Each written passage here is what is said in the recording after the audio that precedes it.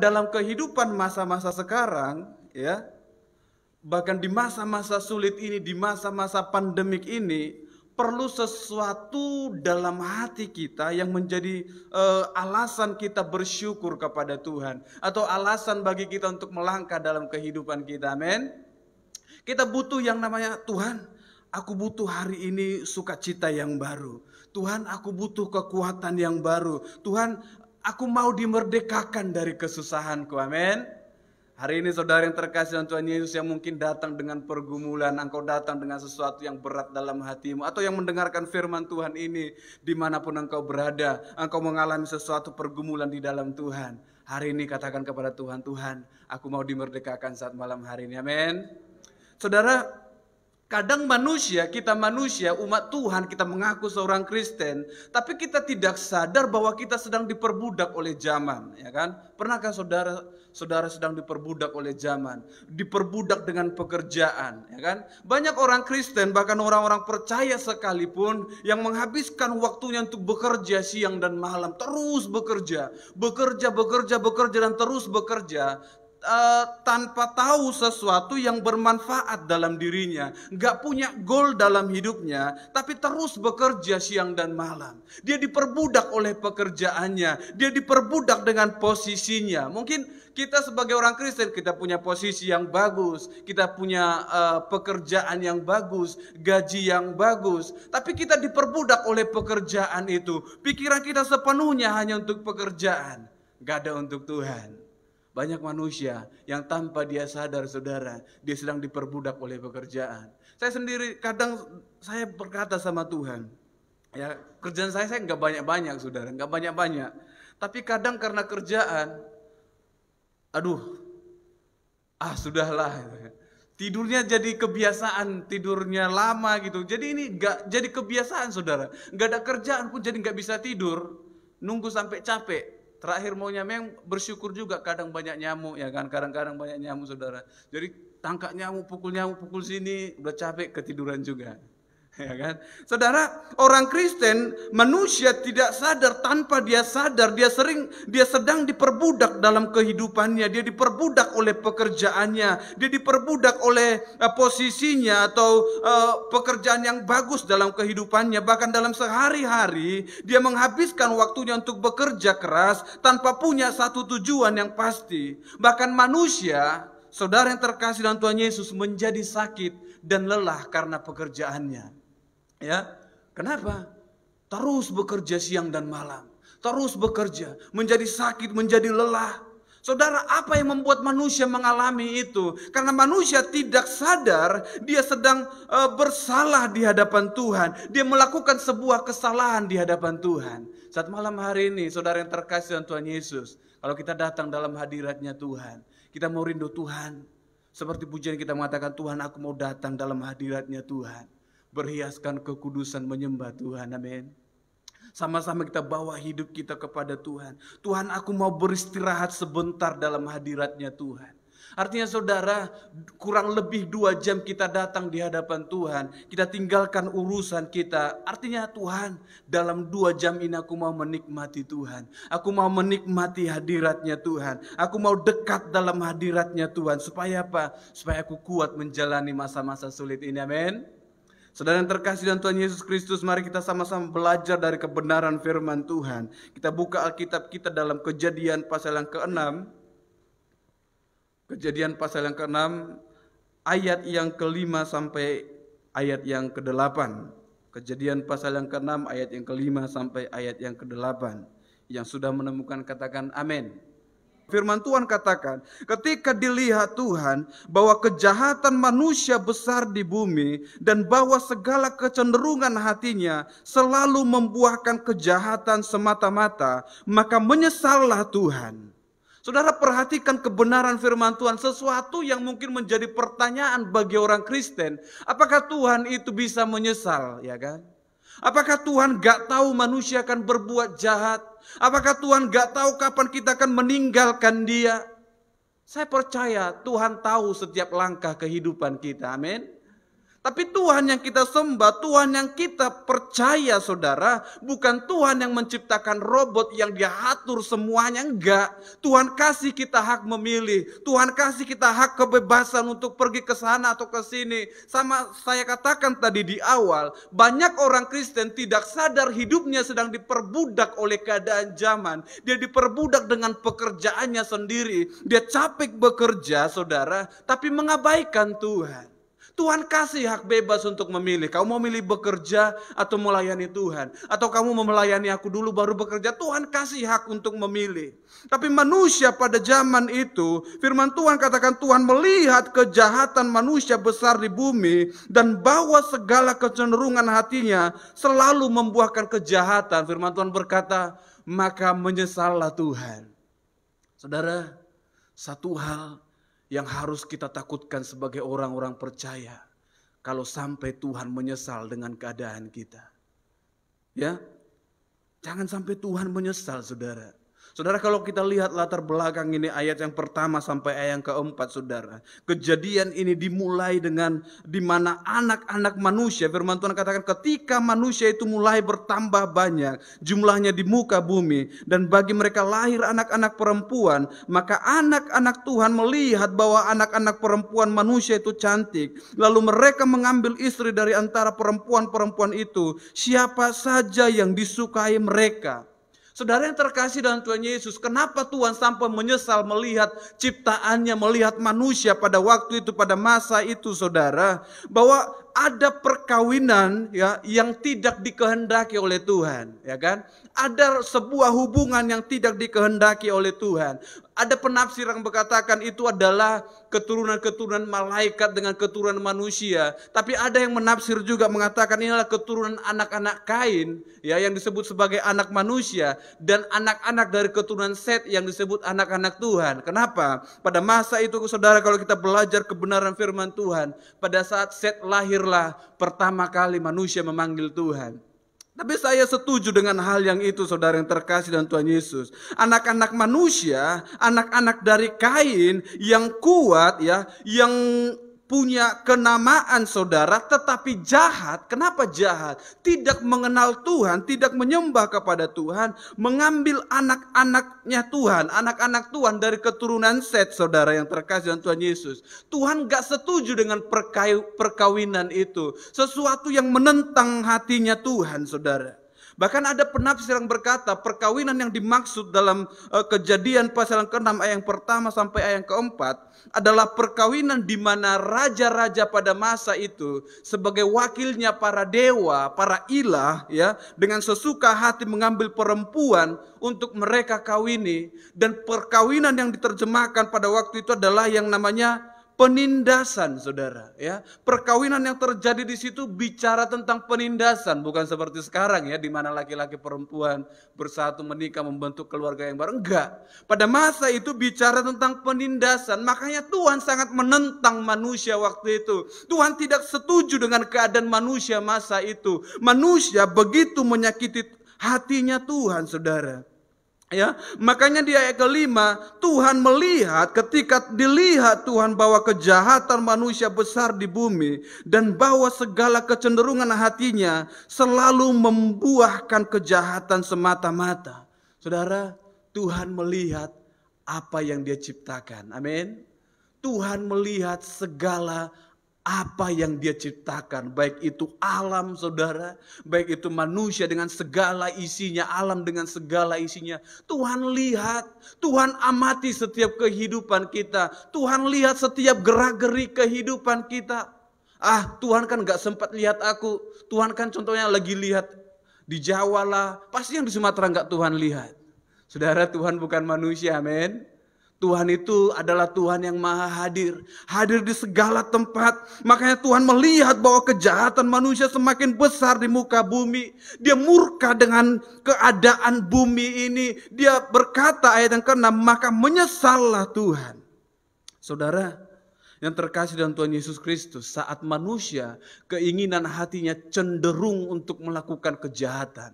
Maksud firman Tuhan adalah tidak ada lagi keinginan hatinya untuk berbalik kepada Tuhan. Hatinya terlalu terpaut untuk melakukan dosa-dosa dan terus berbuat dosa. Mereka lebih percaya kepada ilah atau para dewa pada masa itu. Mereka setuju dengan perkawinan penindasan itu. Mereka setuju dengan yang namanya menyembah kepada dewa kesuburan pada waktu itu, daripada datang kepada Tuhan yang menciptakan mereka.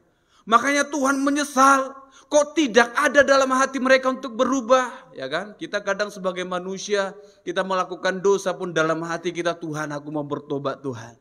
Tuhan aku mau berbalik ke dalam jalannya Tuhan. Saya percaya Tuhan tunggu proses ini dalam hati orang Israel pada waktu itu, bangsa Israel, saudara.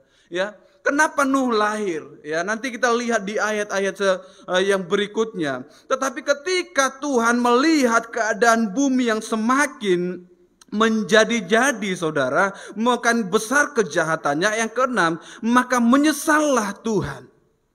Menyesallah Tuhan. Ya, saudara, bayangkan kalau Tuhan, ya kadang kita sebagai manusia yang mengerti firman Tuhan, apakah Tuhan itu bisa menyesal? Ya kan?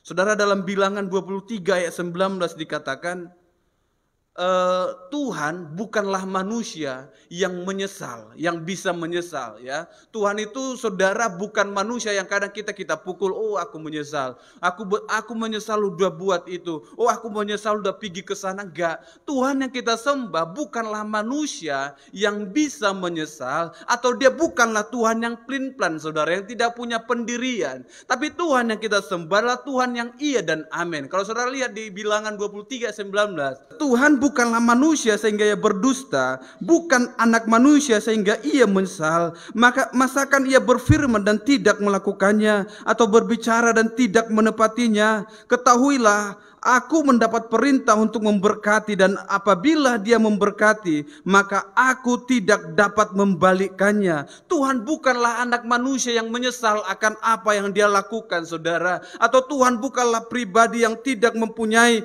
pendirian dalam kehidupannya. Tapi firman Tuhan yang luar biasa berkata, Tuhan menyesal karena apa? Karena kasih setianya yang begitu besar kepada setiap umat manusia. Amin. Dalam Mazmur pasal yang ke-106 ayat yang ke-45 dikatakan, ia menyesal karena kasih setianya akan manusia. Saudara, upah dosa adalah maut. Sebenarnya kalau manusia melakukan dosa, manusia itu harus mati, saudara yang terkasih dalam Tuhan Yesus Kristus. Tapi Tuhan, firman Tuhan berkata yang keenam, menyesallah Tuhan. Kata menyesal di situ bukan berarti Tuhan tidak punya pendirian, atau bukan berarti bahwa keputusan Tuhan bisa diubah-ubah, saudara. Maut tetap maut, mati tetap mati. Tetapi menyesal yang firman Tuhan maksud di sini bicara tentang kasih setianya Tuhan. Amin. Kasih setia Tuhan yang tak berkesudahan dalam kehidupan kita.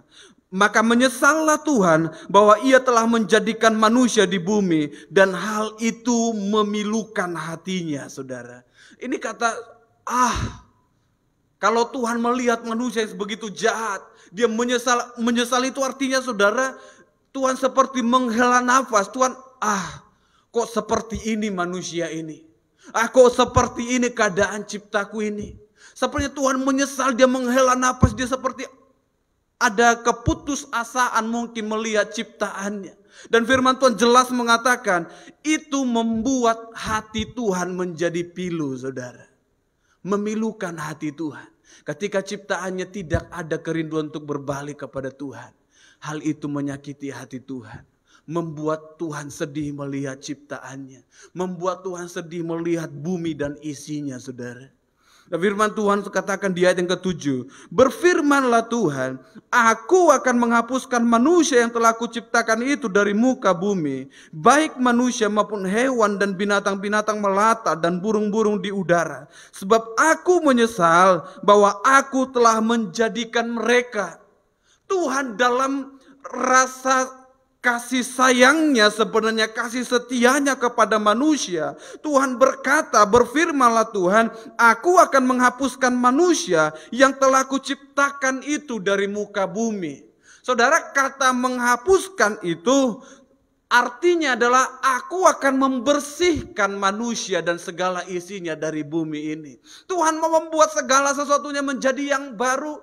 Tuhan gak senang dengan generasi itu. Tuhan gak setuju lagi dengan perbuatan-perbuatan mereka yang menyakiti hati Tuhan. Makanya Tuhan berfirman, aku akan menghapuskan bumi dan segala isinya. Aku akan membersihkan bumi dengan segala isinya. Dan di ayat yang ke-8 firman Tuhan berkata, tetapi Nuh mendapat kasih karunia di mata Tuhan. Amin. Tetapi Nuh mendapat kasih karunia di hadapan Tuhan.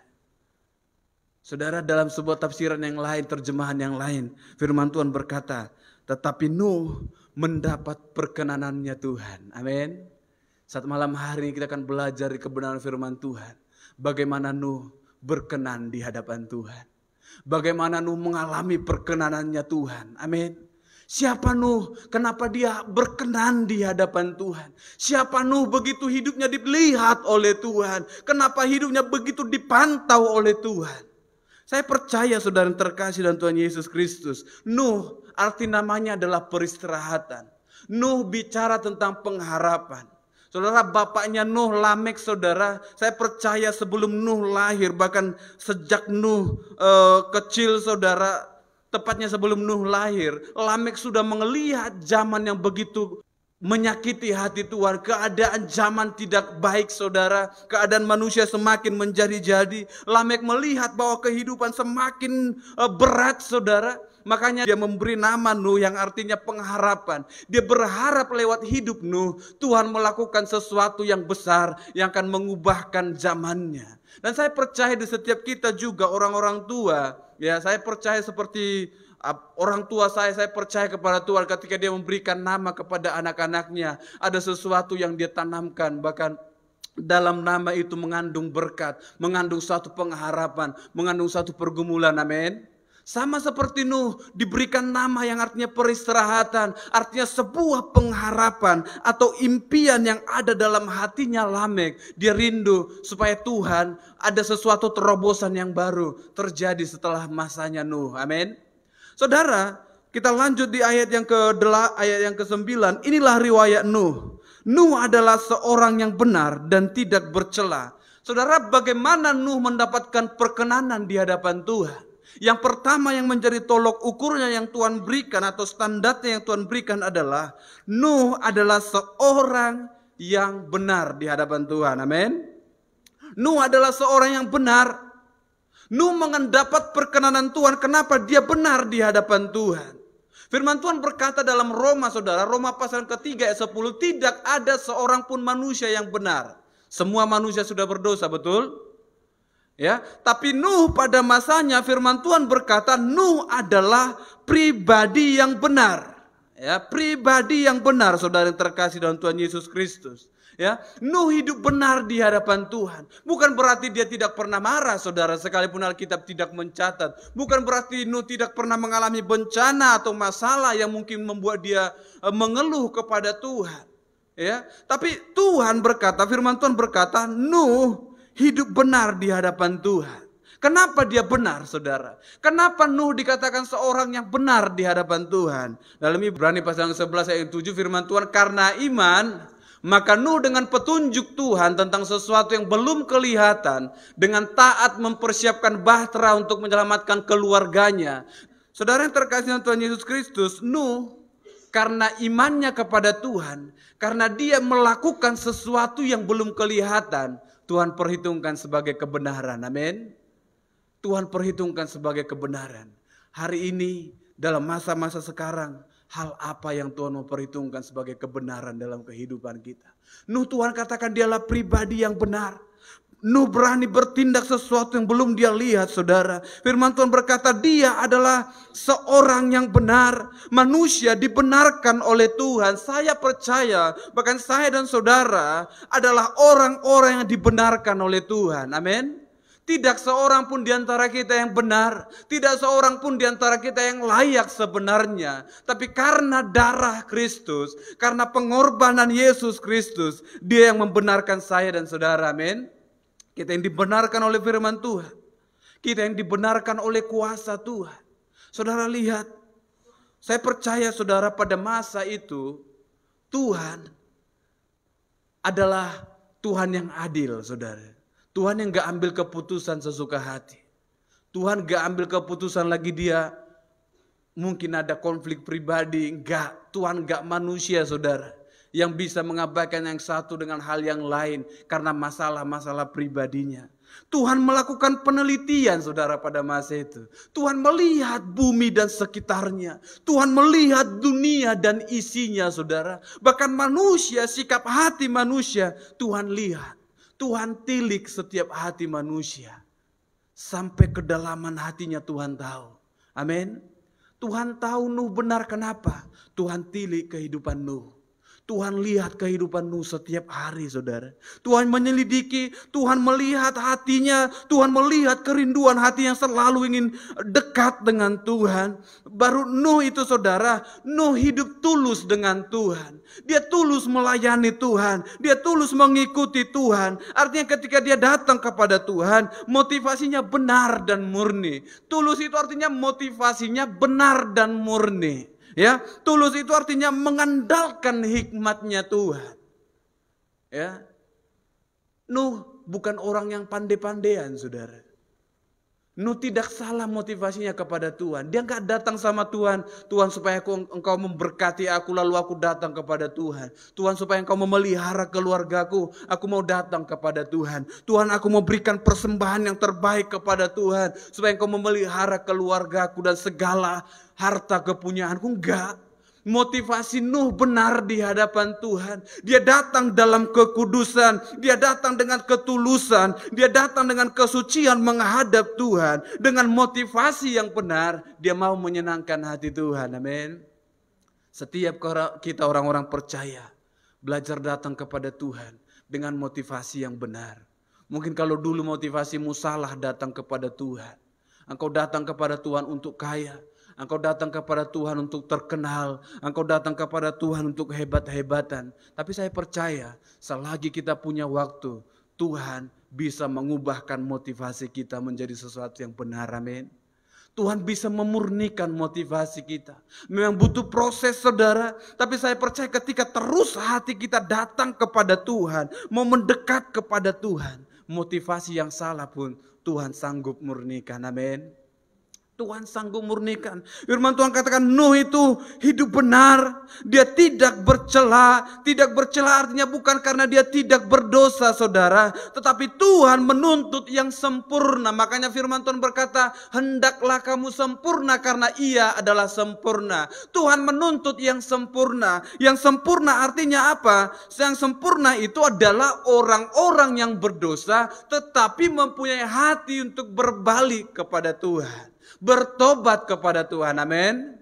Ini orang yang sempurna, beda dengan orang yang tidak berdosa, saudara. Kalau ada orang yang mengatakan dia tidak berdosa, firman Tuhan berkata dia tidak telah membuat Tuhan berdusta, membuat firman Tuhan berdusta. Kenapa? Firman Tuhan jelas katakan semua manusia telah berdosa, saudara. Tapi yang sempurna itu yang bagaimana? Manusia yang berdosa tetapi rindu bahkan mempunyai hati berbalik kepada Tuhan, berbalik kepada jalan-jalannya Tuhan. Supaya apa? Dia mengalami janjinya Tuhan. Amin.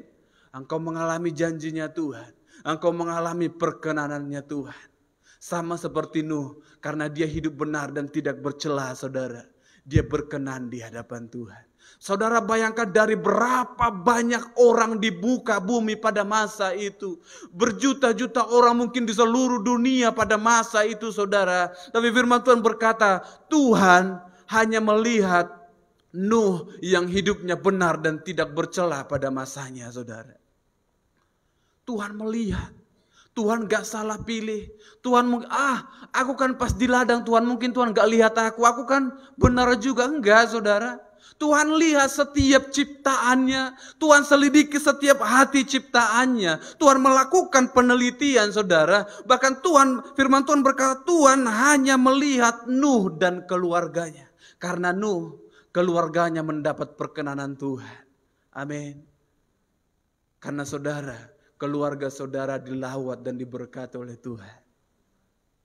Ya, saudara yang terkasih dalam Tuhan Yesus, Nuh tidak bercela di antara orang-orang sezamannya, dan Nuh itu hidup bergaul dengan Tuhan.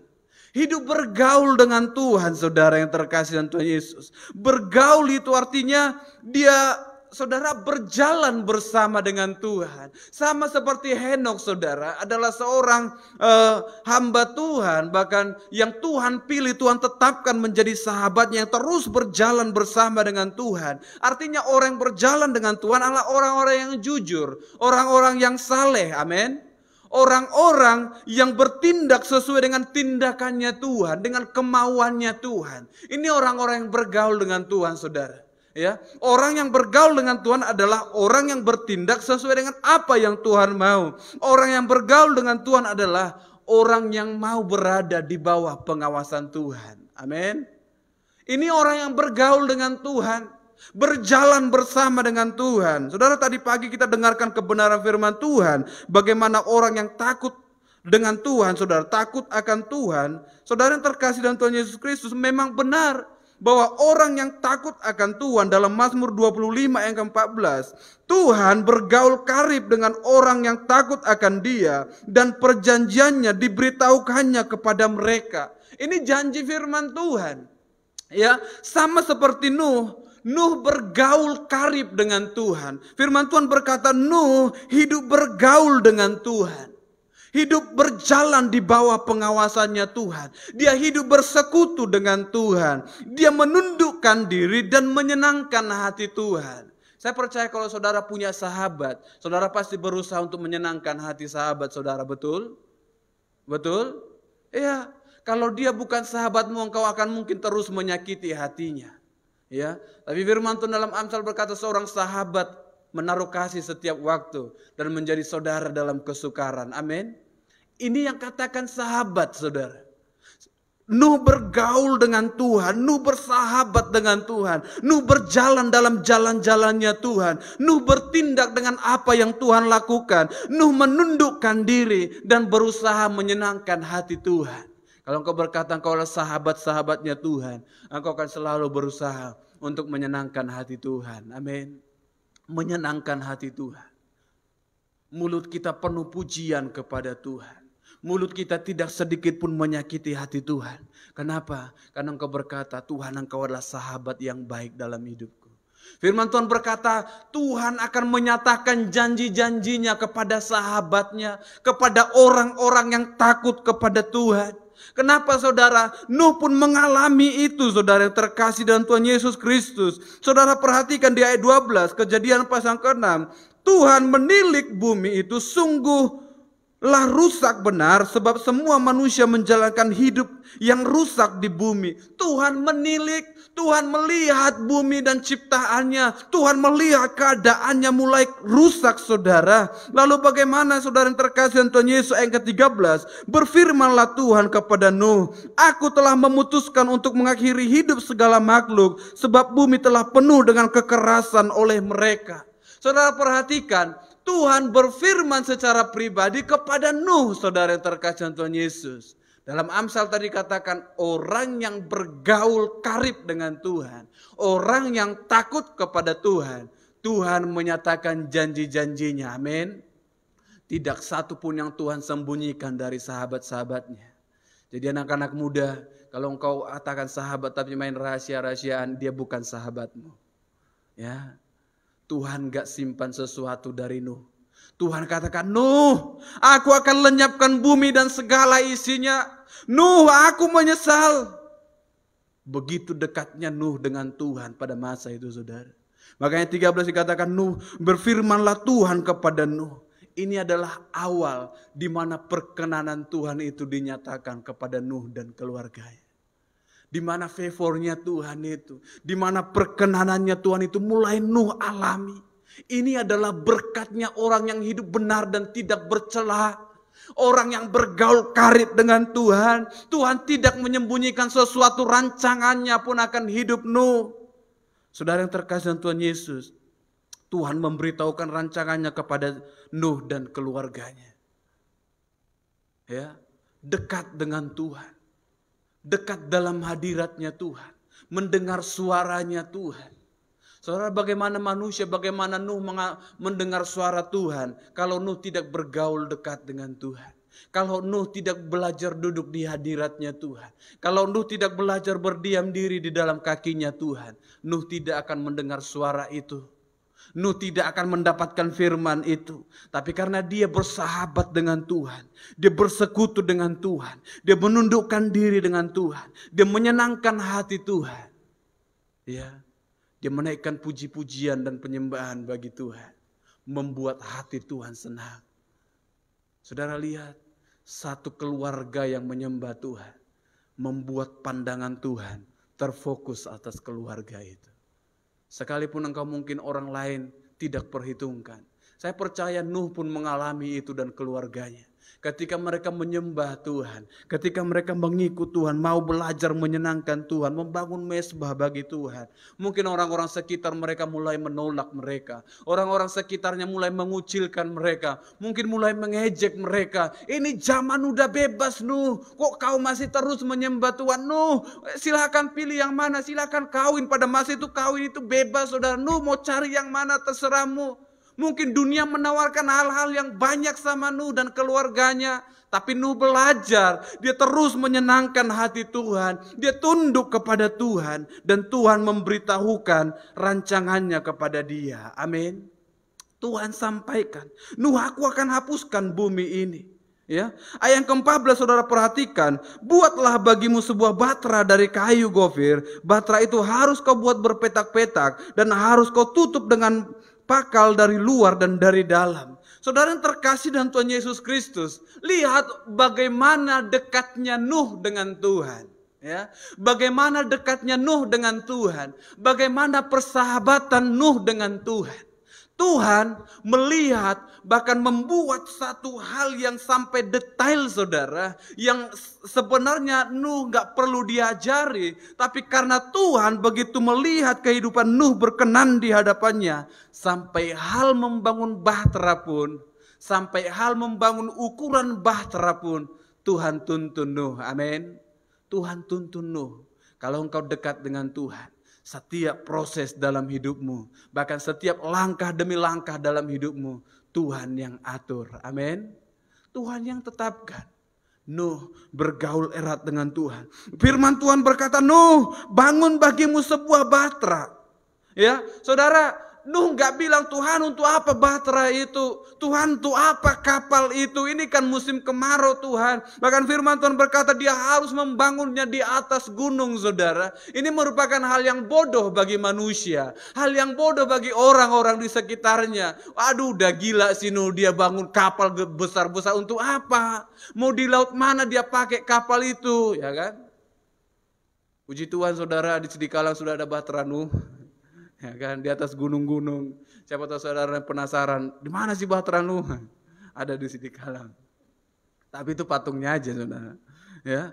Tapi waktu itu Nuh, saya percaya lebih besar daripada patung itu. Nuh membangun sebuah bahtera yang sangat besar. Kenapa? Firman Tuhan berkata, bahkan seluruh bumi dan segala isinya, hewan-hewan saudara yang melata merayap yang ada di udara. Firman Tuhan berkata semuanya, setiap 7 pasang binatang yang halal, yang kudus saudara, dan 1 pasang yang haram, firman Tuhan berkata masuk ke dalam bahtera itu. Saudara bayangkan gimana besarnya.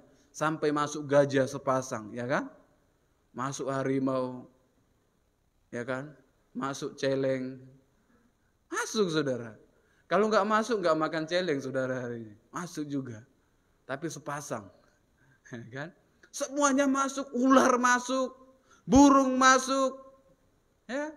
Semua masuk. Bayangkan gimana besarnya bahtera yang dibangun Nuh saudara. Saya percaya bukan waktu yang sedikit dia membangun bahtera itu. Tapi apa? Dia melakukan apa yang Tuhan perintahkan saudara yang terkasih dalam Tuhan Yesus. Saudara lihat. Ayat yang ke-18. Tetapi dengan engkau, aku mengadakan perjanjianku dan engkau akan masuk ke dalam bahtera itu. Engkau bersama-sama dengan anak-anakmu dan istrimu dan istri dari istri anak-anakmu. Saudara lihat, karena Nuh berkenan di hadapan Tuhan, keluarganya ditolong oleh Tuhan. Keluarganya dipelihara oleh Tuhan. Saya percaya karena Nuh dekat kepada Tuhan, keluarganya pun ikut menyembah Tuhan. Keluarganya pun datang kepada Tuhan. Saudara, saya percaya bahkan setiap kita, mungkin yang masih muda-muda pun, kalau kita terus, contohnya kita pulang ke rumah, kita menyembah kepada Tuhan. Yang dulunya orang tua kita, bapak, mama, kita belum tahu berdoa kepada Tuhan. Tapi saat mereka melihat, mungkin saudara sedang berdoa, saya percaya hati mereka pun digugahkan oleh firman Tuhan. Dia mau, Tuhan, aku pun mau seperti anakku. Ya kan? Jangan sampai pujian itu diganti, nanti enggak di doa ibu lagi, di doa anakku, namaku disebut. Mamanya yang nyanyi ya. Kenapa? Mamanya dulu belum percaya sepenuhnya kepada Tuhan. Mamanya mungkin berkata, aku hidup ya hiduplah, aku mati ya matilah, sakit ya sakitlah gitu kan. Tapi kalau di dalam doa saudara pun nama orang tua saudara disebutkan. Ya, saya bukan ganti lirik ya, nanti marah pula penciptanya. Tapi tidak salah anak mendoakan orang tuanya, betul? Gak salah saudara. Gak salah saudara berdoa untuk sanak saudara-saudara. Ya, doakan mereka. Ya, tapi jangan sengaja nanti pas tahun baru pulang. Tuhan, aku berdoa untuk abangku si Bonar, karena lagi di situ dia.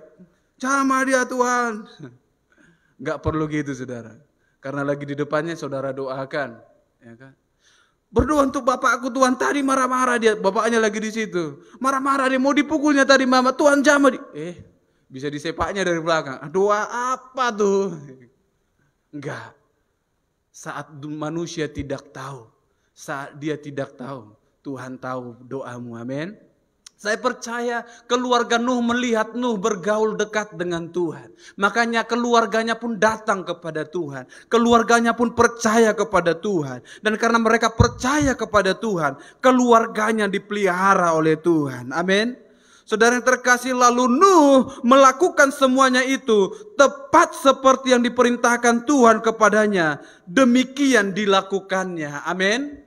Saudara perhatikan, Nuh hidup bergaul dengan Tuhan, dia benar, dia tidak bercela. Dan yang berikutnya adalah kenapa dia mendapatkan perkenanan Tuhan. Nuh setia dan taat di hadapan Tuhan. Amin. Nuh setia kepada Tuhan. Firman Tuhan berkata, Nuh melakukan semuanya itu tepat seperti yang diperintahkan Tuhan. Dia tidak cuma melakukan, ya aku kan udah buat Tuhan. Soal ukuran yang salah itu urusan belakang. Tuhan, urusan jendela yang kurang satu di baterai itu urusan belakang. Enggak saudara.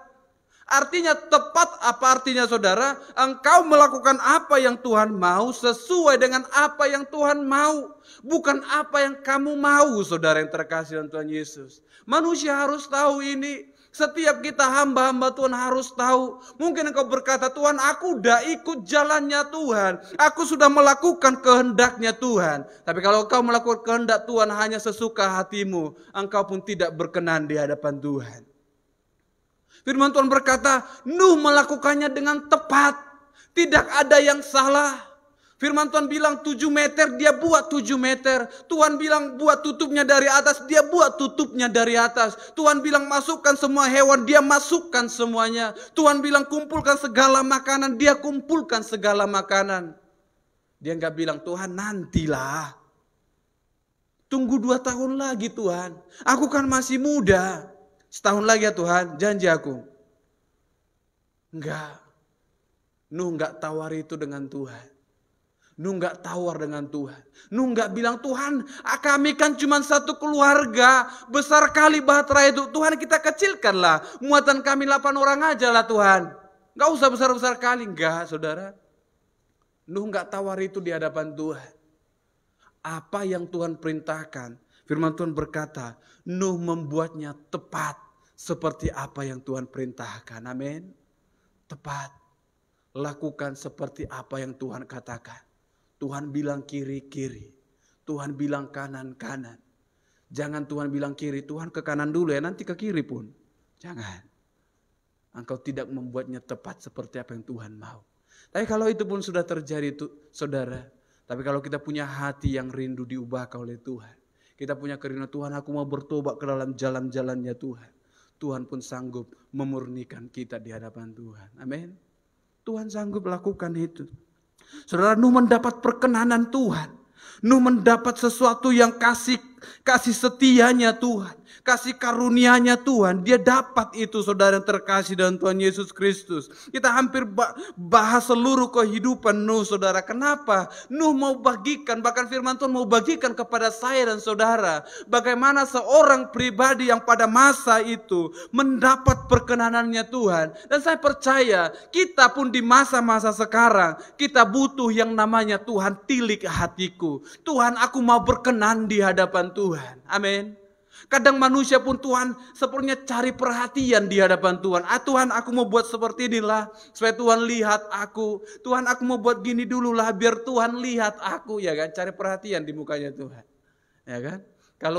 Kalau motivasi kita benar nggak masalah saudara. Kita melakukan yang terbaik, kita melayani Tuhan. Saya percaya Tuhan pun melihat kehidupan kita. Amin. Ya kan? Kadang kan orang kayak gitu, biar dilihat orang, pura-pura bandel dia, ya kan? Pura-pura dipukulnya kawannya, supaya dilihat orang tuanya, supaya dilihat bapak mamanya, pura-pura bandel dia, atau menghilang dulu sehari 2 hari, biar dicari bapak mamanya. Ini orang cari perhatian. Sama Tuhan saudara, cari perhatian saudara. Tuhan, aku pura-pura nggak melayani dulu sebulan ini, biar dicari Tuhan aku. Saudara, Tuhan punya pemain cadangan yang banyak. Amin. Manusia harus tahu, bukan Tuhan yang butuh manusia. Saudara setuju, amin? Bukan Tuhan yang butuh saya dan saudara, tapi saya dan saudara yang butuh Tuhan, amin? Setiap kita butuh Tuhan. Makanya jangan pernah berpikir dalam hidupmu saudara, Tuhan kan butuh saya, gereja kan butuh saya kan pemain musik, saya kan pemain tamborin, saya kan worship leader, saya kan pengkhotbah. Gereja butuh saya, Tuhan butuh saya. Saudara, berhenti berpikir seperti itu. Lihat, pemain cadangannya Tuhan banyak. Mau diganti yang mana? Yang agak lebih tinggi? Yang agak lebih mancung sedikit? Kalau sampai Tuhan gantikan saudara, sudahlah. Ya.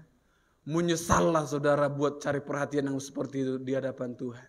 Kalau mau cari perhatian di hadapan Tuhan, contohnya main musiknya masih level 2, buat sampai level 4. Ini yang cari perhatian yang benar saudara.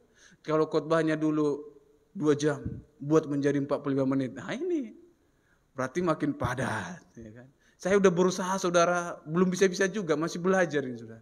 Makanya kalau di kampung saya khotbah, bapak saya bilang, lihat jam itu ya. Saya bilang sama bapak saya, tolong jam itu diperbesar. Kalau nggak sebelum khotbah, saudara jemaat Tuhan, saya sengaja nggak pakai kacamata, jadi kalau kelewatan jamnya jangan salahkan saya. Karena susah saudara buat khotbah yang pendek, padat, langsung jemaat diberkati. Kan saya buat nanti 30 menit, nggak sampai pesannya gimana gitu kan. Saya buat 2 jam juga nggak sampai pesannya gimana ya kan. Jadi semua proses saudara ya. Proses, semua mengalami proses dalam melayani Tuhan. Kalau engkau mau cari perhatian di hadapan Tuhan, tingkatkan potensi yang ada dalam dirimu. Tingkatkan pelayananmu di hadapan Tuhan. Jangan mau terus menjadi biasa-biasa saudara. Kenapa? Tuhan enggak akan menilik kehidupanmu. Nuh mendapat perhatian yang lebih daripada Tuhan. Saudara tahu, Nuh mengalami ini, Nuh mendapat firman ini ketika dia berumur 600 tahun saudara. Gimana tuanya Nuh ya? 600 tahun. Kita kadang yang 20-an tahun pun muka kita udah tua kali ya kan. Kebayang ini Nuh 600 tahun gimana lagi mukanya ini ya kan. Opung saya masih 100 tahun lebih saudara, udah kayak hantu. Mati lampu jumpa kita bingung yang mana hantu yang mana manusia ini. Ya kan? Masa dia opung sendiri lari, hantu ya kan. Tapi saking tuanya saudara. Tapi yang pada masa itu umur manusia panjang-panjang saudara. Metusalah saja kalau tidak salah 165 ya umurnya. Panjang 965 ya, panjang-panjang saudara. Nuh mengalami ini, dia membangun bahtera itu di umur 600 saudara. Bayangkan orang yang udah ratusan tahun bangun bahtera, ya kan? Saudara yang terkasih dalam Tuhan Yesus, Tuhan melenyapkan bumi dengan segala isinya di usia Nuh yang sudah tua saudara, yang sudah berumur. Tapi saudara kita kembali sedikit ke belakang saudara yang terkasih dalam Tuhan Yesus. Saudara perhatikan 2 hal yang Tuhan lakukan dalam Kejadian pasal yang ke-6 ini. Selain Tuhan menghapuskan bumi dengan segala isinya, yang pertama sekali Tuhan katakan saudara yang terkasih dalam Tuhan Yesus, Ia memperpendek usia manusia. Saudara perhatikan dalam ayat yang ketiga. Berfirmanlah Tuhan, rohku tidak akan selama-lamanya tinggal di dalam manusia. Karena manusia itu adalah daging. Tetapi umurnya akan 120 tahun saja. Ini pengurangan umur yang pertama sekali Tuhan berikan saudara dalam Alkitab. Yang dulunya ratusan tahun, 900, 600, 500 tahun. Tuhan bilang umur manusia cukup 120 tahun. Kalau lewat umur saudara 120 tahun, tanya, Tuhan aku masih manusia atau enggak? Jangan-jangan enggak manusia lagi, ya kan? Udah jadi alien mungkin, robot, entah apalah. Tapi saudara, ini hal yang pertama yang Tuhan lakukan. Umur manusia dibatasi pada masa itu. Yang kedua, Tuhan menghapuskan bumi dengan segala isinya, saudara. Firman Tuhan berkata, saudara yang terkasih dengan Tuhan Yesus, Nuh membangun bahtera itu dengan baik. Lalu firman Tuhan berkata, saudara perhatikan di pasal yang ke-7, firman Tuhan berkata, sebab 7 hari lagi, ayat yang keempat, sebab 7 hari lagi aku akan menurunkan hujan ke atas bumi, 40 hari 40 malam lamanya, dan aku akan menghapuskan dari muka bumi segala yang ada, yang kujadikan itu. Saudara perhatikan, Nuh setelah selesai membangun bahtera itu, ya, firman Tuhan berkata, Nuh, masuklah ke dalam bahtera itu, bawalah keluargamu, hewan-hewan, binatang-binatang mulai masuk ke dalam bahtera itu, saudara. Dan firman Tuhan berkata, sebab 7 hari lagi. Saudara bayangkan, udah jadi bahtera, 7 hari lagi baru datang hujan. Kalau orang lihat gimana gitu? Ih, rupanya si Nuh bangun hotel bentuk bahtera. Ada kebun binatangnya di dalam. Karena hujan belum datang, saudara. Masuk, hewan udah pada masuk. Ya, keluarganya udah pada mempersiapkan diri, udah mulai masuk ke dalam bahtera itu. Tapi hujan belum datang, air bah itu belum datang, saudara. Kayak orang bodoh.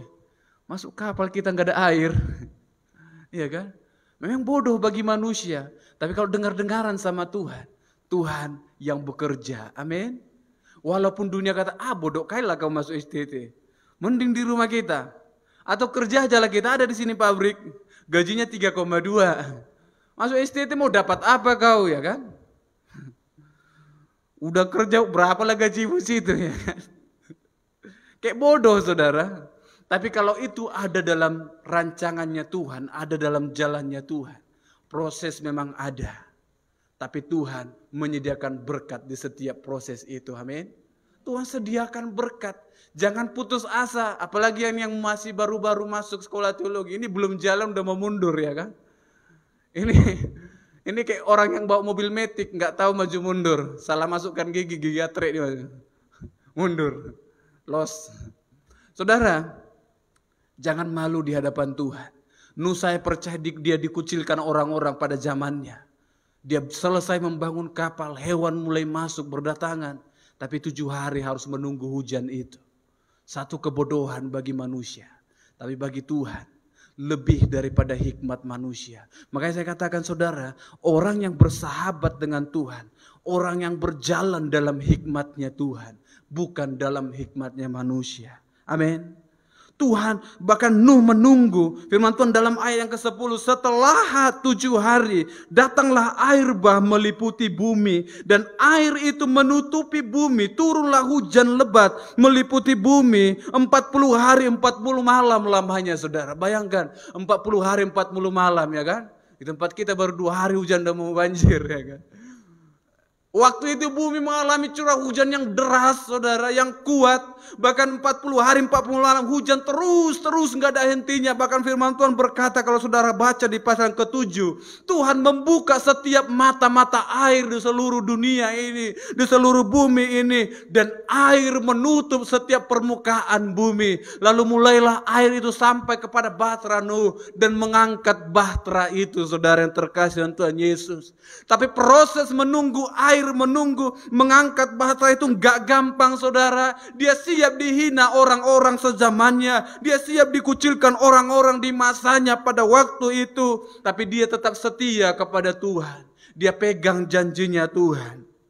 Saudara, firman Tuhan berkata, matilah segala yang bernafas, yang hidup, ya, segala yang ada di darat. Demikianlah dihapuskan Tuhan segala yang ada, segala yang di muka bumi, baik manusia maupun hewan dan binatang melata dan burung-burung di udara, sehingga semuanya itu dihapuskan dari atas bumi. Hanya Nuh yang tinggal hidup dan semua yang bersama-sama dengan dia dalam bahtera itu.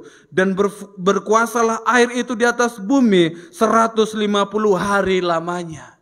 Saudara, berapa bulan air itu ada, saudara?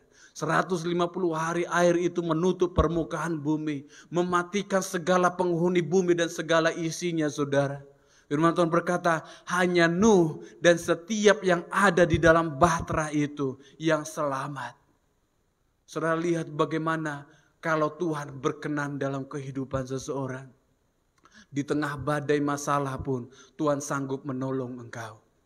Sekalipun engkau merasa aku tidak siapa-siapa, tapi Tuhan sanggup memelihara kehidupan kita.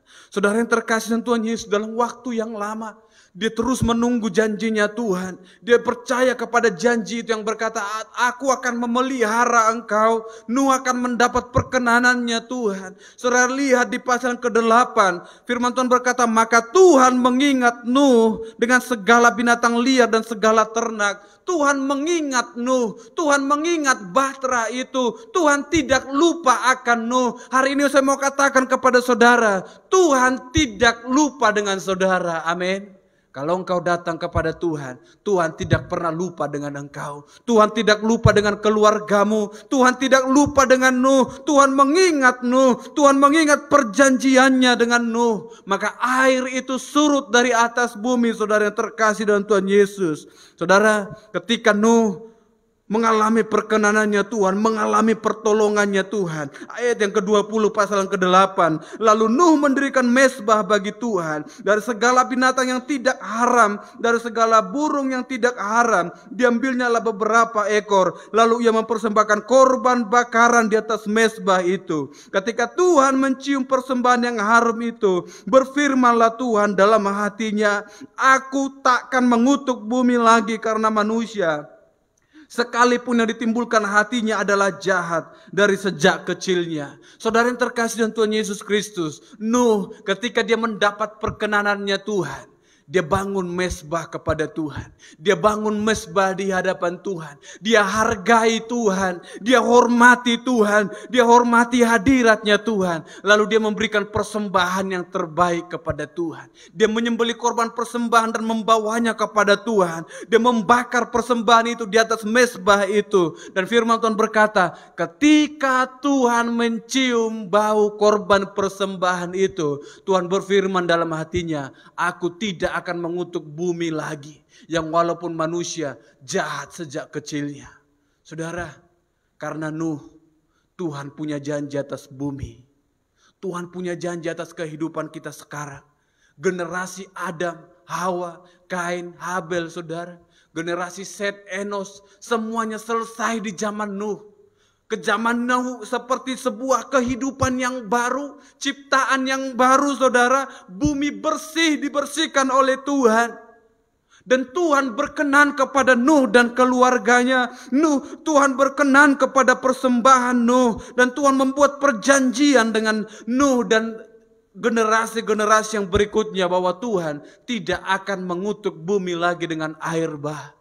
Saudara yang terkasih dalam Tuhan Yesus Kristus, begitu luar biasanya orang yang berkenan di hadapan Tuhan, menjadi alasannya Tuhan untuk memberkati bumi dan isinya, menjadi alasan Tuhan untuk menyelamatkan bumi dan isinya.